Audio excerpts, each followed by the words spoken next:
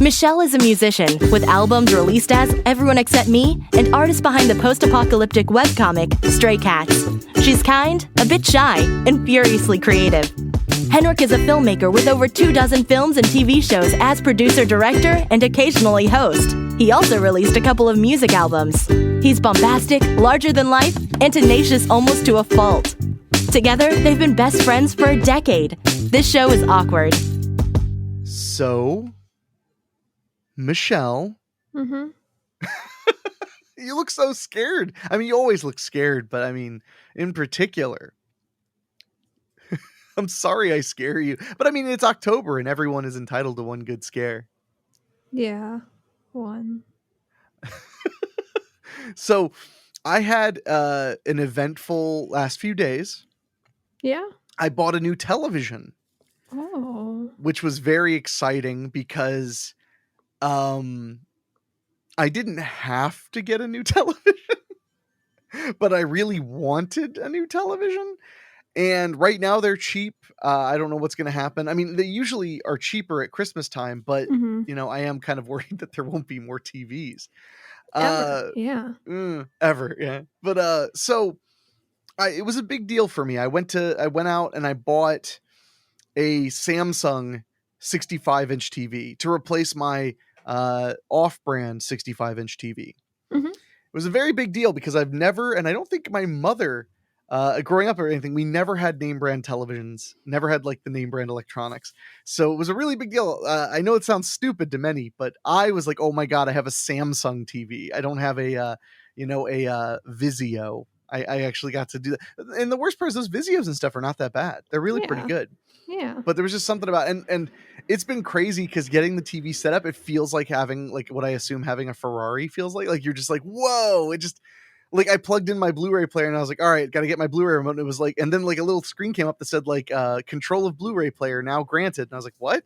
And then the TV remote just controls my Blu-ray player now. Like That's really cool. it did almost everything for me. And then the stuff it couldn't do for me, it guided me through. Like it was like, do you have a sound bar plugged in? And I'm like, yes, because it sensed, I guess, that I had it plugged in. Mhm. And then it was like, would you like to control it with your remote? And I'm like, yes. And then it's like, what's the brand? And I'm like, Vizio. And then it's like, and then it literally was like, press up on your volume control. Did it affect your sound bar? No. Press up. Does it affect your soundbar? No. Press up. Does it affect your soundbar? Yes. And then that's it. That's how it programmed things. It would just have you do it over and over until it controlled it. So it controls my Roku. It controls my 4K Blu-ray player. It won't control my PS4, but I think there's a way to fix that. But I haven't had time to mess with that. But Michelle, this is what a nerd I am. So the reason I wanted a new 4K TV and my old 4K TV wasn't good enough for me. Well, part of it was that I made some money I wasn't expecting. So I wanted to do a little something nice for me. The other part was my buddy Dave wanted to upgrade to 4K really, really badly. So he bought my old TV off me, which helped kind of offset the cost of a new one. Mhm. But I wanted high dynamic range, like the HDR and the Dolby Atmos crap and all that. I'm a whore for that. So I wanted that like really, really badly. So I'm testing out and breaking in the TV with these brand new Halloween 4Ks because Halloween 1 through 5 came out on 4K DVD or Blu-ray, 4K Right. DVD, 4K Blu-ray, and I was like really excited to test it out because it is like wow, the difference between regular 4K and HDR is pretty noticeable. Mhm. So I was like, whoa, but I noticed the TV was doing something kind of funny. Bless you. Oh, thank you. You're welcome. But I noticed the TV doing something kind of funny. It was kind of like when there were dark scenes, it would like fade a little bit, like it was doing some stuff. And apparently a lot of people out their big complaint with these newer TVs is that they have like settings that just kind of auto do stuff. Mhm. And they kind of aren't what you're used to. You're not used to like a television changing settings while you're watching it. You know, Huh, it's a little yeah. annoying. Yeah. So I fixed everything I could, made it so much better. And then I hit a brick wall. I couldn't fix it where when something is purely dark, it does something different. Mm-hmm. It fades in a way that kind of distracts me. And I know that this is not a big deal and that most people just get over it, but I could not. And that's why, Michelle, I am proud to tell you that right before we came on here today, I I was like, how do I fix this? I will fix this. So I had to go out and buy a Samsung remote, because the remote that you get is like a little Bluetooth remote, and it's like this big and it has like 6 buttons on it. Mhm. I had to go buy a classic traditional Samsung remote that has like all of the buttons, because I needed number buttons and the mute button. And I accessed the manufacturer control of the television. Cool. I opened up the manufacturer thing with like debug mode and all that shit. And then I unlocked the deeper preferences. Mm-hmm. And then I went in and found this thing called like light modulation dimming or something like that. Mm-hmm. And I set all of the values to 100. And because they have like a amount they can go up and down to. So I set all the values to 100. And now it doesn't freaking do that anymore. Good. Yay. It's a power saving thing. So of course I'm like just racking up my electricity bill. But then again, how bad can it be? My old TV didn't have it at all. Yeah. And I never noticed the electric bill on my old TV. So, I mean, these are LED. Well, this is QLED. I don't know what that means. Quantum LED. I don't know what. Still don't know what that means. That yeah, means. Why would you? No, it's just a specific type of LED that's extra bright. If you want the best picture quality humanly possible, you want to get what's called OLED, which is organic LED technology. That's what they call it. What is it made out of? It's made out of LEDs and organic. But the reason that these are so special and insanely expensive, I couldn't afford an OLED, is because when they go to black, the pixels are literally the size of the LED diodes. So each pixel has its own lighting source. Okay. Which is hard to accomplish. Mm-hmm. And then when it's black, it just shuts off. Yeah. So the blacks are literally entirely black. Like that's really cool. There's no like mild, because I debated getting an OLED TV, but I was like, I don't really want to spend like $2,000. That's too much. Mm-hmm. Even though I was very excited, I wasn't that excited. It's pretty exciting. So. But so I got the QLED because it's very, very bright. So I know that this is not that exciting to you, but it was very exciting for me. I think it's exciting, but I want an OLED because I want the black to go off and be actual black now. Well, the good news is smaller OLED TVs are cheaper. The big problem with OLED is that it doesn't scale very well. So when it gets really big, it gets really expensive, as opposed to like regular LED and QLED, where it barely adds to the price when they get bigger. That's why the price difference is a few $100s when you go from like a 55-inch to a 65-inch, which is pretty good. I mean, really not bad at all. It was funny when I was at the store, because I bought it in a store, because I'm old school, and I wanted to look at what they had. I wanted to be able to leave with it. And the store I bought it at was offering a totally free 3-year warranty. So it was the same price as Amazon, but with an Allstate 3-year warranty guaranteed. Okay. So I was like, well, that's worth the trip. Mm-hmm. Yeah. So, but now I want to know what OLED is made out of. Yeah. Because you made me wonder if it was made out of humans. I hope so. or snails. Oh God. Okay, OLED is an organic light-emitting diode, in which the emissive electroluminescent layer is a film of organic compound that emits light in response to an electric current. Okay, let's see. What does that mean? Yeah, look for what is the organic compound in OLED. A typical OLED is composed of a layer of organic material situated between 2 electrodes. These materials have conductivity levels ranging from insulators to conductors and are therefore considered organic semiconductors. I am trying to find out, Michelle. I don't understand. I'm very confused. It seems like this is like, we're talking like incredibly small, like almost atomic level. But I assume it's something really bad because they're not explaining. Let's see if I click on organic compound. In chemistry, organic compounds are generally any chemical compound that contains carbon-hydrogen bonds. Due to carbon's ability to catenate, I don't know science, millions of organic compounds are known. The study of the properties, reactions, and synthesis of organic compounds comprise the discipline known as organic chemistry. So, really just has to be a carbon-hydrogen bond. So it doesn't necessarily have to be a piece of a living thing. I'm sorry. I'm gonna find out because it's bothering me. You're like, I'm gonna have to call bullshit. They're making these out of people. Yeah. Well, and if you think about it, I mean, old TVs were made out of plasma, which is one of the weird elusive elements in on Earth. Mm-hmm. So there's definitely an interesting, definitely interesting how TVs are made. Yeah. What is the organic compound in OLED TVs? Yes. And organic, see, it's just the same stuff. Oh, here we go. Somebody asked. I know there are organic compounds that exhibit electroluminescence, and are those types of materials difficult to synthesize? So it's synthesized, is what they're saying, according to this. According to some guy? According to chemistry.stackexchange.com. Okay, Quora. People are answering on Quora. That never leads us wrong. Let's see what Quora says. It's almost as good as Yahoo Answers. Remember that? Let's talk about OLED, as you asked. What is these organic lights?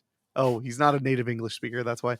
These lights get lit up on the basis of organic compounds and their reactions to emit light. These OLEDs have compounds present in them which are under the necessary conversion or reactions. These compounds are polyfluorine, trihydroquinolinato aluminum, and triphenylaniline. I'm saying it the best I can. So that's what they're made out of. Okay. So people. So human remains, yes. Mm-hmm. Well, thanks for pushing us down that road, Michelle. You just had to know. You just can't leave well enough alone. It's important. If you say so. You need to know what's in the TV if you're going to have it. Well, I am at this juncture positive that I would be like Sarah Connor level fighting against the machines if Skynet took over and it became like Terminator after the way I took care of that television. Yeah. I was just like, sorry, TV, you're terminated. And I went out and got the remote. I went and I did all the research like crazy. And I won. Yeah. Da da da da da. Da da da da da. It's good to be the king. So anyway. But so Michelle, you've had a pretty eventful week. Yeah. Do you want to talk about it? You're like, no. I don't know. Goodbye, everybody. Yeah, bye. No, but you've had a lot go on, and I don't want to volunteer it. I want to make sure that the stuff you want to share is what is shared. Oh, I don't know. Mob Psycho 100 has a new season coming out. I mean, that is good. Yeah. I don't think that's what we were talking about, though. I mean, that's part of the week. I probably got a job, I guess. Maybe. A job in home inspecting. Mm-hmm. Yeah. And how did you come about that? The school that I trained at, teacher, he just emailed some of his former students, or all of them. We'll just say all of them. And you don't know that he emailed all of them. Okay, but he did, and asked if anybody, like, he said he's like looking to hire people, and does anybody like want a job? I guess. You're sure he didn't only ask you because you showed so much promise? No, because the email went to 10 people. So he asked at least 10 people. That's not that bad. I don't know how many people he has. It sounds like he asked 10 people. Yeah. That's what it sounds like. But I could be wrong. Is your window open? Yes. What is the weather out there? It's like 70. It's gonna be like 75 today. It's actually it's going to be that too, but it's been way colder so far than they said it would be. Oh, it's like really nice out. It's already in the 70s. So. Oh wow. Yeah, last I checked it was still like 64 Oh. outside, which isn't terrible, but it's a little on the chilly side. Yeah. So so you're going to be working for this this home inspecting company. Yeah. And that's pretty exciting though. Like you didn't even like get that far before you already had a job. That's got to feel good. I guess. Yeah. It's just weird. I don't have any sort of history of people being like, "Oh, hey Michelle, do you want a job?" and then actually giving me a job. I have a history of people saying like, "Maybe," and then not ever getting back to me. Well, yeah. Sometimes, but then also not ever really happening anyway, and then me having to fight for jobs that I don't actually want. So I don't really know how to feel about this. Like I already have like an email address. That's pretty cool. Stuff. So Yeah.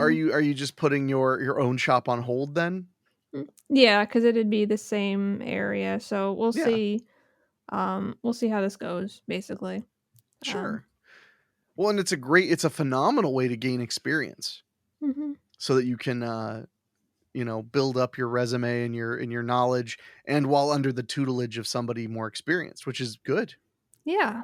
Yeah. So, I mean, I think this all sounds good. Yeah, I hope so.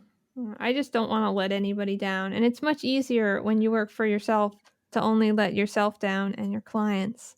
I don't also want to let a whole company down. I mean, that's an interesting way to look at it, I guess. And I mean, the good news is that I'm going to be doing inspections in PA near me. Right. And he doesn't have any other PA inspectors, so if I let him down, it's okay because it's just the PA people, and he doesn't ever have to do work out here again. I mean, okay, fair. See, but you just made it sound like the stakes were so high to say the stakes are incredibly low. But I'm gonna guess that you're still worried the stakes are incredibly high. Of course. Yeah, I mean, it would be very upsetting. I'm sure he wouldn't appreciate if I let him down because he's paying for a lot of stuff for me. So. I mean, fair enough, I think. Right? I love you, Michelle, but man, you're weird. I mean, how else are you supposed to feel about I don't know, maybe good? Positive? I mean, it's not that I don't feel I'm just confused, really. Not, because like I mean, besides that when I really wanted to work at Hot Topic when I was like 17.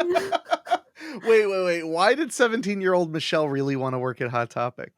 Or 18-year-old Michelle? I don't know. 18, Because it was Michelle? cool? Was that where you got your spiked bracelets? Yeah. Yeah, I thought it was really cool. You wore spiked bracelets? Yeah. Oh my god, that's so funny. Well, actually, I didn't, but I did wear leather bracelets. Oh yeah, that's not as sad, but it's still pretty. Yeah. Yeah. Oh, Michelle. So this is the first time since Hot Topic that you like wanted a job?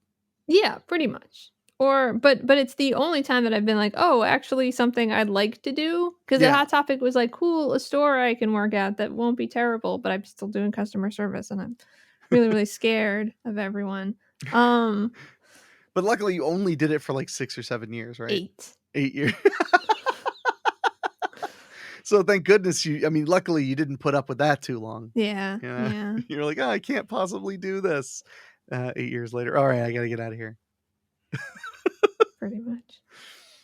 But that's exciting though, like to have a job you're more interested in. I thought it was a great idea. I mean, from the beginning, when you said you wanted to learn how to be a home inspector, because you've always been bizarrely obsessed with houses.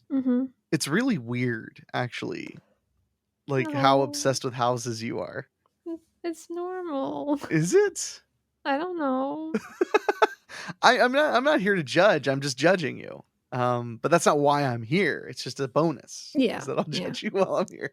No, but I've always thought it was interesting because you'll send me like Zillow links and stuff, and I'll be like, why are you looking at houses? Because it's so much fun.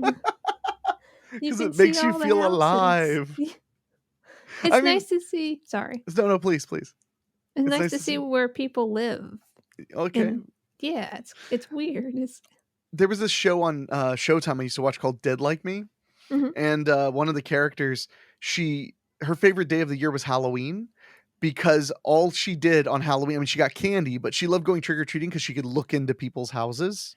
And that was like the entire motivation for That's going pretty cool. trick-or-treating, was she wanted to look into people's houses and see how they live. Yeah. So Yeah, so I that's like you. understand. Yeah, I That like when it's, like, kinda this time of the year and the sun's going down earlier, so maybe a month or so out still. And, like, if you walk around in the kind of early evenings, people haven't pulled their shades down yet, you can see everybody's lives. I don't, like, stare into people's houses. you don't. I It just sounds like you're happen to admitting you pass do. by It so- houses, and then this- I see what's in This sounds like an admission of something a little weird. No, I just like to see what's in other people's houses. Okay. Is that why you like the nighttime? Because then their lights are on inside, so you can see right inside as long as their blinds are open? I think that's just what I said. Yeah, pretty much. You're like, yes. Well, you made it way weirder than I was making it. So good work. Yay. So now, obviously, you need to go trick-or-treating this year because then you No. can look into people's houses. I never really did that trick-or-treating, though, because all you can see is, like, a hallway. It's just not that interesting.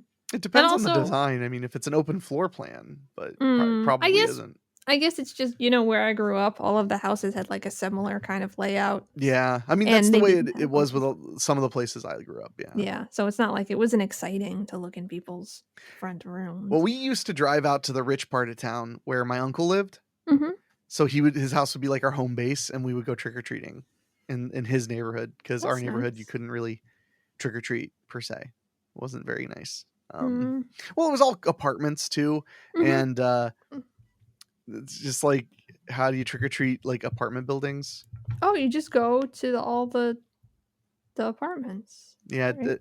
I think the problem my mom had was it was hard to tell which ones were okay because it's not Mhm. like they have porch lights and stuff. Yeah. So, and mom wanted me to have the experience of like running around, being outside with lots of other kids. Mhm. So, and the candy's better in the richer area. Yeah. So, but my neighborhood now is jamming with trick-or-treaters because they're really young. So it's very easy to make them cry with my very scary costumes, which is always a Yeah. bonus. So I still haven't decided what I'm going to be this year. So I'm struggling with that. I'm sorry. I think like the last 3 years I've had the same problem where I just like struggle. I have no clue what I want to be for Halloween. Yeah, I don't have that problem. Oh yeah, what are you going to be? Nothing. Well, that doesn't count. You can't say I don't have that problem because you just decide no. That doesn't Yeah. work that way. I'm pretty sure. Okay, well, yeah, but I guess you see in nomenclature, you literally mean you don't have that problem, as in you don't have that problem to need a solution. Exactly. Not that you just solve that problem easily. No, there's just not a problem at all because there's not a question. 'Cause Gotta wear a costume. It's so much fun. no, it's not. Not anymore. Not after Hot Topic. Well, when did you stop trick-or-treating? How old were you? I don't know. Ballpark? Like mid-teens, because I have a younger brother and sister. So Oh, yeah, so you had to trick-or-treat with them. probably, yeah. Well, because I think the last time I trick-or-treated was when I was 14. And then I went to handing out candy Hmm. when I was like 15, 16, 17, which I liked. I like handing out candy a lot. Me too. It's super fun. And last year was crazy. So I'm hoping this year will be as crazy with just lots of trick-or-treaters. I also have like 4 times as much candy this year. Oh. Literally, like every year I'd buy a lot of candy, but then I'm always really excited to give a lot of it out. Because I don't want a whole like unopened bag of mini candy bars left over. I don't need that in my life. Yeah. I have enough problems. So yeah, I don't want to keep anything. So I give out handfuls. But then it always seems like the second I start throwing out the handfuls is the moment I realize like I'm getting low on candy, and then I have to reduce to giving out like 2 pieces. Mhm. So this year I've got just an ungodly amount of candy. And if I run out, then it is the Lord's will, because I have so very much candy to give out. Yay. So I literally like those giant bags that are like 74 or 96 piece candy bags. Mhm. I bought 4 of them. Wow. That's a ton of candy. They're really heavy. I don't know where to store them, so they're just sitting on the table in my dining room, like taking up the whole table. That's actually where you're supposed to keep them. So Okay, good. I'm that's where glad. we used to keep them, on the dining room table. Yeah. So Aw. Did you guys sneak Halloween candy out of the bags? no, not allowed to. I mean, we were allowed to, but I don't do that. You don't do that. No. You got so amped on that. No, not allowed to. What candy are you handing out? Strictly Smarties or I didn't buy any candy yet. I don't know. Well, that doesn't mean you don't know what kind you're gonna buy. I actually don't know what kind You I'm like to gonna go with buy. what's there? No, because I like things that other people don't like. Like I like dots and like that I love mix. dots, yeah. So like I kind of want to get that, but I like don't know that like children want like lollipops and then like little Tootsie Rolls, even though I like them. Yeah, I actually like the candy people used to complain about. You know what I really loved were those weird like taffies that were like just wrapped in black or orange paper. Yeah. I liked those when I was a kid. I can't even find those now. I'm not sure what you mean. They were just little candies wrapped in like colored paper, like either orange or black, and it was like a kind of taffy or a toffee or something inside. Huh. It was considered one of the ultimate cheap Halloween candies. Like, I mean, there are like those little Tootsie Rolls that are flavored. They weren't Tootsie Rolls. Oh. They were like big, circular. Huh. Not like a tube. Okay. Huh. But I loved those. I always did. And I can't find them anywhere. They were always, because I think they were just like caramel, like kind of like a caramel or a toffee kind of ness. So I loved those, and I loved those candies that were like in the wrapper that looks like a strawberry. Yeah. I liked those candies too. Me too. I miss that. Those are good. I should probably also mention that the best trick-or-treating of my life was when we moved to this area where I live now, when I was 9 or 10 years old. So then I got like the last few years of trick-or-treating were just bossa nova, because this neighborhood, if you couldn't tell by the descriptions I just gave you, was full, I mean brimming with little old ladies. I mean so many little old ladies handing out like Werther's Originals and stuff. Oh, lucky. Oh dude, have I told you about how maggoty this neighborhood was with little old ladies when I was a kid? I don't Oh my God, dude. So across the street there was a little old lady named Ruby, because that's one of the little old lady names you're allowed to have. And Ruby was so nice. She used to like water her grass, and she would like wave to me, and she had a little terrier, a white terrier named Buster. And I used to, if I saw her out, I would cross the street, and I would just go into her yard and start playing with Buster. And she started inviting me in for sodas. And I used to just knock on her door and be like, and just hang out with her. Oh, cool. I think that came from my Aunt Betty, because that's what I used to do with my Aunt Betty. Okay. Too, was, I would just show up and have a soda. So I used to do that to 2 of the little old ladies in my neighborhood. I used to just show up at their house. They probably really, really appreciated that. That's what my mother said when she found out that I was, she knew Ruby because she lived across the street, and my mom was always very friendly with the neighbors. Again, and it was easy to be friendly with them. They were literally all of them were little old ladies. All of them. Because there was one little old lady, I don't remember her name, but she was like 4 houses down, and I used to just wave to her when I would go by and stuff, like but Ruby, I used to like hang out in her house, and then Doris lived next door, and Doris, of course, that's another little old lady name. I used to hang out at Doris's all the time, and she used to pay me to mow her lawn. Wow. And so I used to mow her lawn, and my mom used to always joke, because I was so bad at mowing lawns. My mom would always be like, you don't do a very good job. I think she just likes the part where you sit and talk with her for a couple hours afterward. And I was like, well, I would do that without her having me mow the lawn. Like, she literally was, our backyards touched. Like, that was a direct next door neighbor. So I used to hang out with Doris a lot until she got sick, and then she had to go to a nursing home. So, but her granddaughter, I hand out candy to her granddaughter's children now. Because her granddaughter ended up buying a house a block over and like 7 houses down. She lives like, I see her house all the time. Wow. it was easy to figure out which house was hers because her husband owns a landscaping company with so this big landscaping truck with her last name is on the side of it. And I'm like, think that's where they live. But I send her every Halloween. I always send her a little Facebook message and I say like, I'm opening shop at 6:00. If you guys want the good stuff, come early. And she gives me a heads up, like if the kids are good to scare or not. Like, yeah, usually it's just yes. It's like, please scare my children. And I'm like, of course I'm going to scare your children.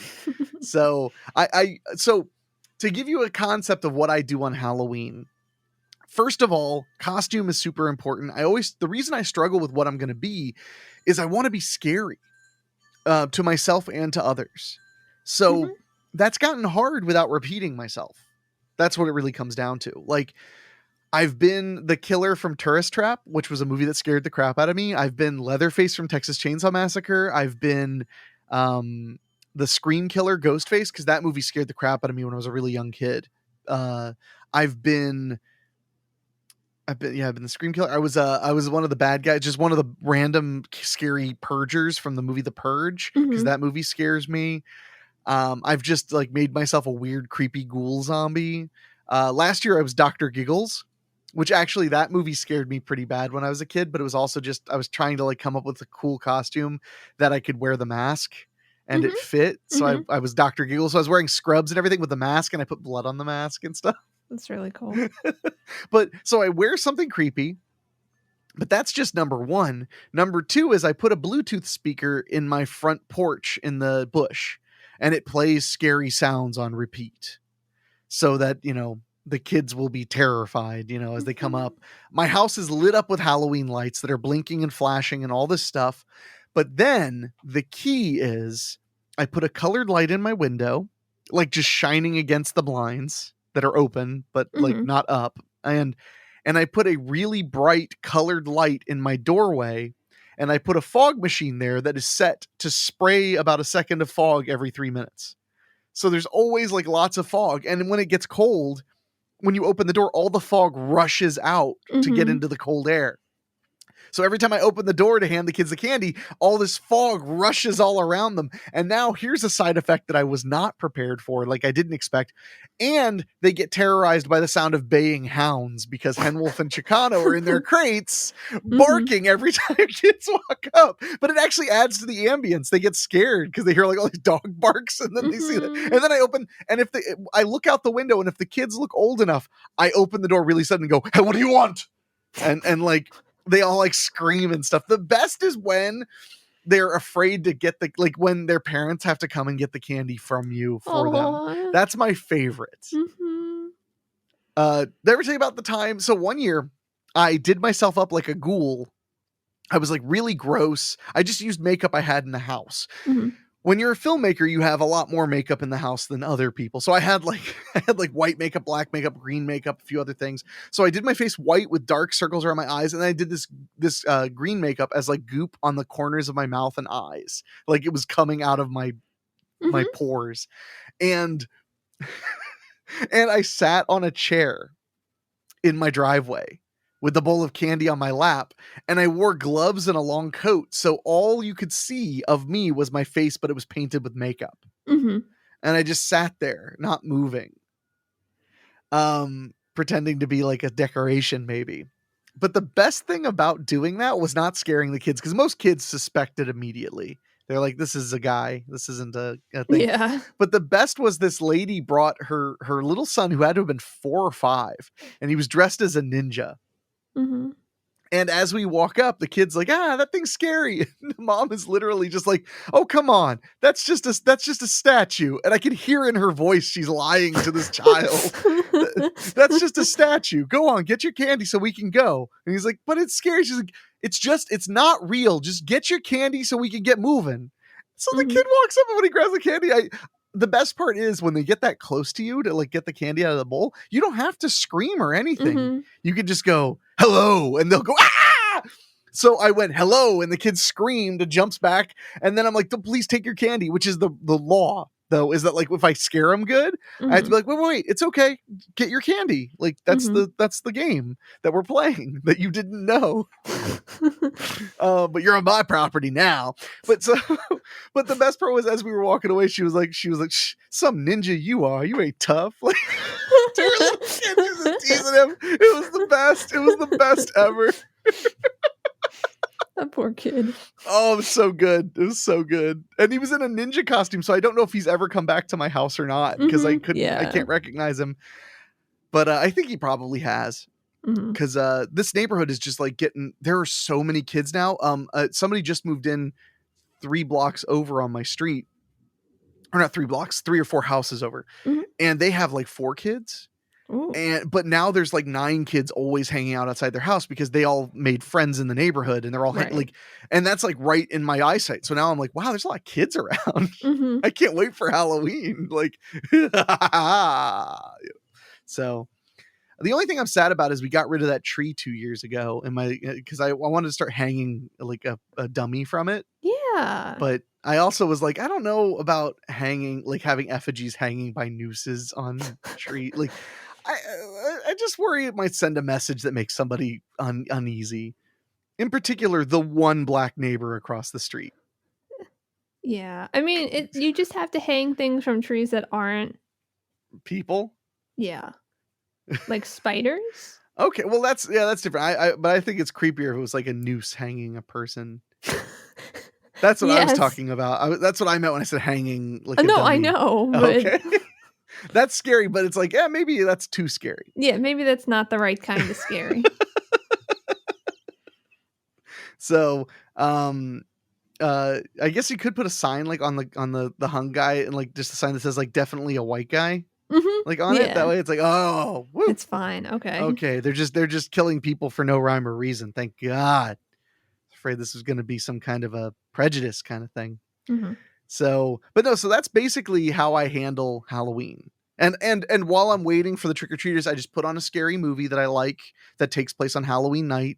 Usually it's the last few years it's either been Trick or Treat, which you haven't seen Trick or Treat, have you? I don't think so. It's really very good. Trick or Treat, it's Trick or Treat. That's because there's a Trick or Treat movie, so you have to say Trick or Treat so that you don't, Trick or Treat, which is a great one, or Murder Party, which I know I sent you that because that's that movie that makes fun of the New York art scene like super duper hard. I was like, you're gonna love this, Michelle. And then or John Carpenter's Halloween, the original Halloween. Those are the movies I tend to put on.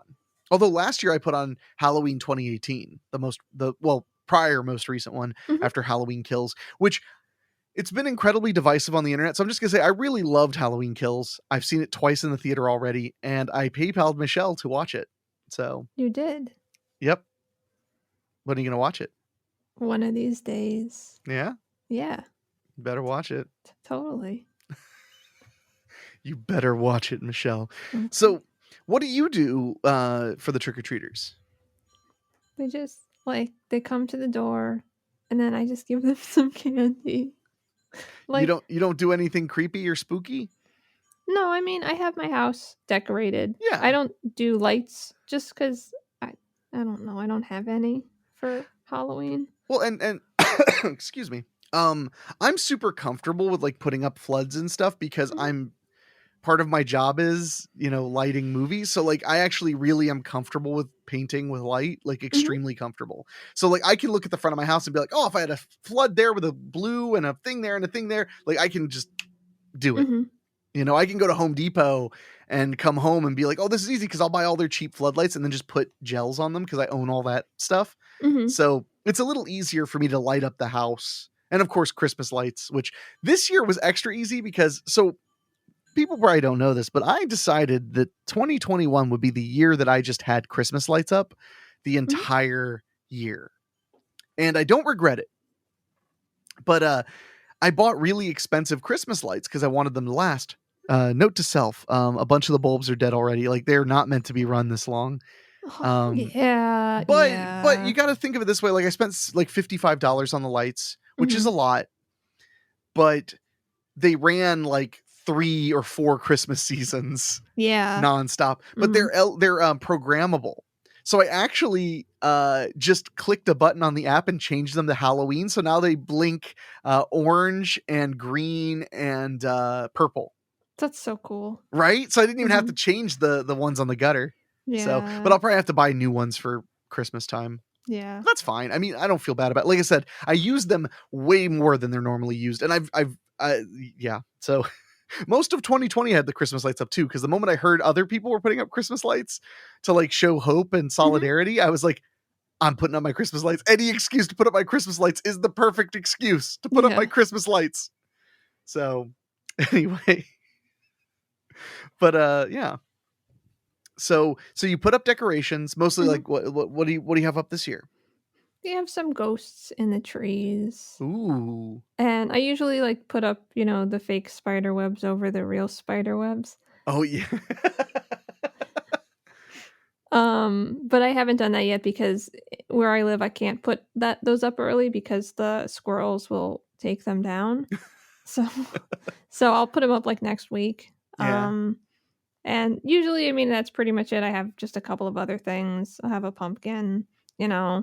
I would do lighting. I mean, one of the reasons that I don't is because I don't have an outlet outside.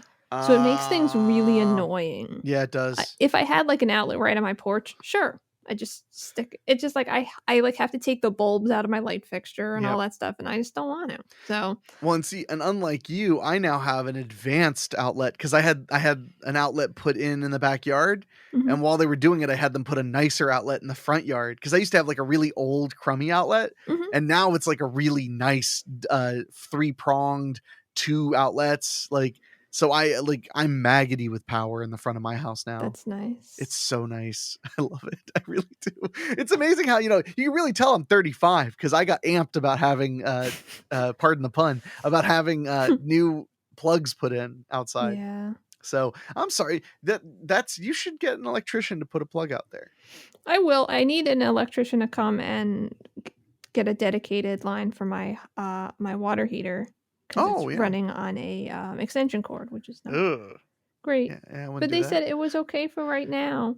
I don't have any more money. People, it just keeps like I just keep having to buy things like food. No, like water heaters.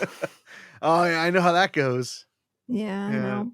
Mine was much more expensive than yours, but you didn't even ask me how much mine cost, except I told you. Like $1,000. Yeah. Yeah. No, I totally told you. Yeah. Yeah.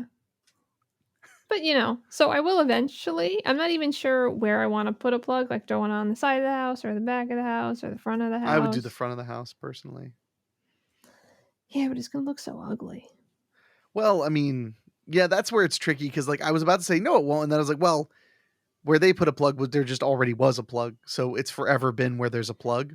Yeah. Also, your house is at least the way my brain says is it's longer on the front side than it is on the side. Yes, it's right? extremely long. Wide, and my house is the other way, so I have very little front. Yeah. So I probably will put it like on the side, but like near the front. Oh maybe? Yeah, like right where your like porch thingy starts or whatever. Yeah. Okay, that would be nice. I think that'd be nice. As long as you can access it from either the side of the house or the porch, then I think you'd be golden. Yeah. I really do. Yeah. It's definitely I learned that from having that electrician work done. I'd never hired an electrician before. And I learned very quickly the best thing in the world is to bundle all the things they're doing while they're there. It saves you a lot of money. Because it was like I wanted him to come there to fix or to add an outlet in the backyard. And then it was like that was like $210 or something.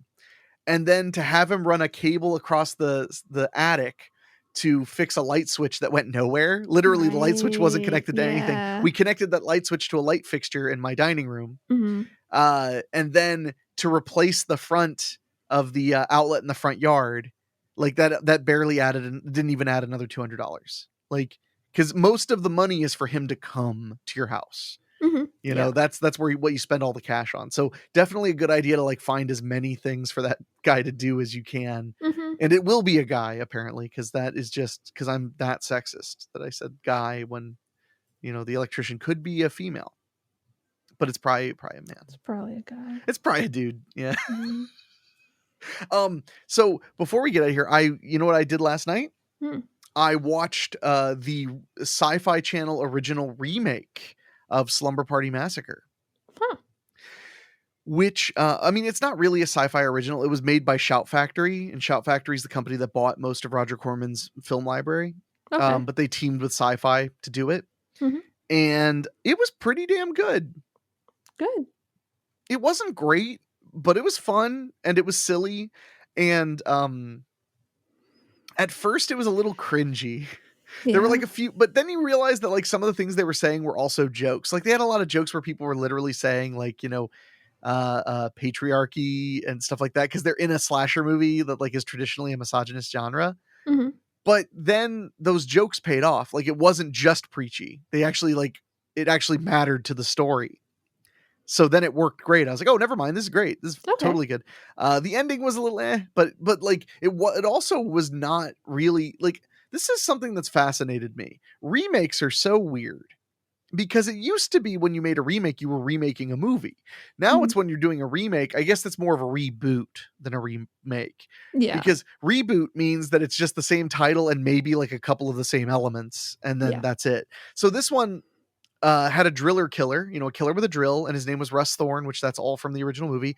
Mhm. But like they're in a cabin in the woods instead of in a suburban neighborhood, and like there's a lot that's different in that way.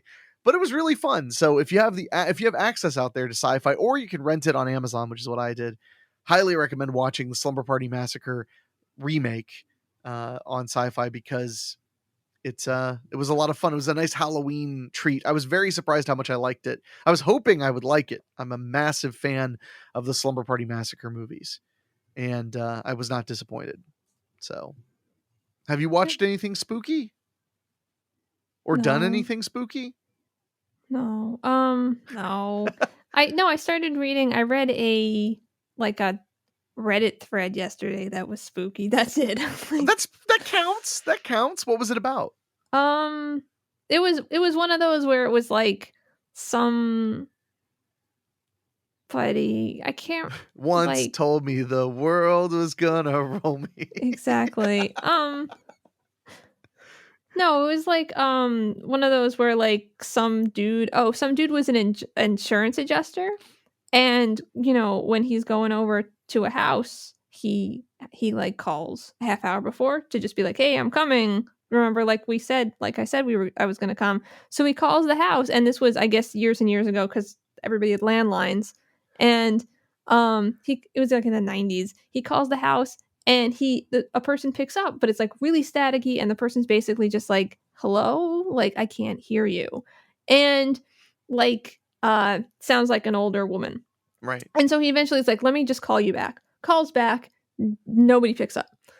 So he just goes to the house and he's like, I don't know. He gets there, and as he gets there, like a young woman is like pulling into the driveway, and he's like, "Oh, I just called like whoever." Oh, right. He gets there, and there's nobody home, and he's like, "Ah." So he's waiting, and then a younger woman pulls up into the house, and he's like, "Oh, whoever, like I tried to get in already, like I'm the adjuster, like and she's like, "Nobody's home. Like I'm just getting home." And he's like, "I called someone." And she's like, "Okay, no." And oh right. No, and then he's like, "It sounded like an old lady." And then she like gets all like quiet, and she's like, "I feel like we have a haunted house. Like they just moved in." And she keeps like I guess like seeing an older woman or something. And so they go inside, and so she checks the phone to see like if there are any missed calls. And there are two. And the second one isn't answered, but the first one was answered by somebody. So there was someone in the house that answered the phone. I mean, for the record, I would lie like that if somebody asked me something and I felt like I could make it spooky. I would do that in a heartbeat. Well, good. Who was that? It was years ago. There was somebody, I think it might have been the AT&T guy. Mm-hmm. Or maybe it was the Spectrum guy. It was before that. But there was somebody who Rachel let them in. Mm-hmm. And then when they were leaving, I like thanked them, and they were like, "Where's the lady?" And I was like, "What lady?" They were like, "The lady that let me in," and I was like, "There's no lady here." And they were like, "Huh?" And And I was like, well, thank you for your help. And he was like, yeah, no problem.